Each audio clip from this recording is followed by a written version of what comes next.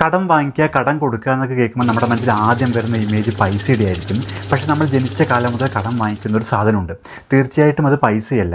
ഇത് നമ്മൾ നമ്മുടെ പാരൻസിൻ്റെ കയ്യിൽ നിന്ന്, നമ്മളുടെ സിബ്ലിങ്സിൻ്റെ കയ്യിൽ നിന്ന്, നമ്മുടെ ടീച്ചേഴ്സിൻ്റെ, ഫ്രണ്ട്സിൻ്റെ, ജോലി സ്ഥലത്ത് നമ്മുടെ മാനേജേഴ്സിൻ്റെ, ഇവരുടെ എല്ലാവരുടെ കയ്യിൽ നിന്ന് നമ്മൾ ഈ കടം വാങ്ങിക്കും. പക്ഷേ ഈ കടത്തിൻ്റെ പ്രത്യേകതയുണ്ട്. ഇത് ഒരിക്കലും നമ്മൾ തിരിച്ചു കൊടുക്കേണ്ട ആവശ്യമില്ല.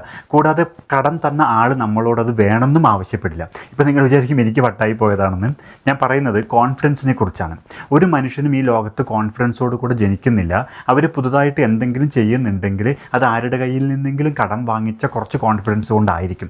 Confidence is borrowed before it's owned എന്നാണ് പറയുക. നമ്മളൊക്കെ കുഞ്ഞായിരിക്കുമ്പോൾ നമുക്ക് എല്ലാവർക്കും പോകാൻ പേടിയുള്ള ഒരു ഇരുട്ടുമുറി നമ്മുടെ വീട്ടിലുണ്ടാവും. പക്ഷേ ഒരു ദിവസം നമ്മൾ ആ റൂമിനകത്ത് പോവുക തന്നെ ചെയ്യും. പക്ഷേ ആ സമയത്ത് അതിൻ്റെ വാതിൽപ്പടിയിൽ അച്ഛനോ അമ്മയോ നിൽക്കുന്നുണ്ടാവും. നമ്മൾ ഫുൾ കോൺഫിഡൻസ് നേടിയത് കൊണ്ടല്ല അതിനകത്ത് പോകുന്നത്, പകരം ഇവരുടെ കയ്യിൽ നിന്ന് വാങ്ങിച്ച കോൺഫിഡൻസ് കൊണ്ടാണ്.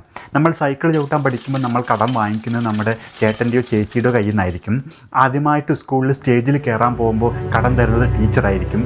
ജോലി സ്ഥലത്ത് പുതിയൊരു റോൾ ഏറ്റെടുക്കുമ്പോൾ അല്ലെങ്കിൽ ഒരു പ്രോജക്റ്റ് ലീഡ് ചെയ്യാൻ പോകുമ്പോൾ അത് തരുന്നത് നമ്മുടെ കൊളീഗോ ടീം ലീഡറോ അങ്ങനെ ഏതെങ്കിലും ഒരു മാനേജറോ അങ്ങനെ ഏതെങ്കിലും ഒരു സുപ്പീരിയർ ആയിരിക്കും.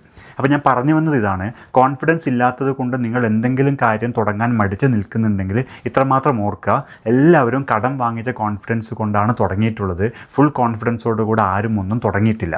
അപ്പോൾ കോൺഫിഡൻസ് കടം വാങ്ങിക്കുക, തുടങ്ങാം. ഇനി ഇതിൻ്റെ ഏറ്റവും ഇൻട്രസ്റ്റിംഗ് ആയ പാർട്ട് ഏതാണെന്ന് ചോദിച്ചാൽ, നിങ്ങളിങ്ങനെ കോൺഫിഡൻസ് കടം വാങ്ങിച്ച് നിങ്ങൾ മുടിഞ്ഞു പോവില്ല.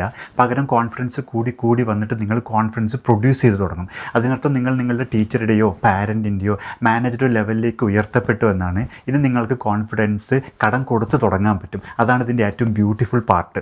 അപ്പോൾ നിങ്ങൾ കോൺഫിഡൻസ് പ്രൊഡ്യൂസ് ചെയ്യുന്ന, കോൺഫിഡൻസ് കടം കൊടുക്കുന്ന ഫേസിലേക്കുള്ള യാത്ര ഇന്ന് തന്നെ തുടങ്ങാം.